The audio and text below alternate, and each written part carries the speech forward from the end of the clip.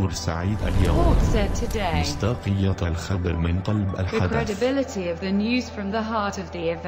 دكتور علاء حامد رئيس جامعة بورسعيد، نحب نرحب بحضرتك في البداية.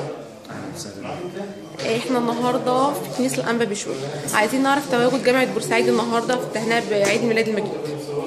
يعني أنا بقول إن شعب مصر دايما طول عمره نسيج واحد وطول عمره شعب واحد.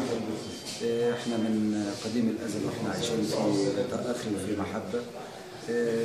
إذا كان في فترة من الفترات كان حصل تفرقة أو محاولة لتفرقة أو محاولة لانقسام بين الشعب المصري ده، سواء تحت أي بند مسيحي ومسلم، صور وفنون، كل ما تم اختراعه من اختراعات عشان نعمل تفرقة. لكن شعب مصر ان شاء الله هيفضل شعب واحد ونسيج واحد، وعمر ما حد يقدر يفرقنا ابدا ان شاء الله. كلمة لحضرتك النهارده للإخوة الأقباط في عيد الميلاد المجيد.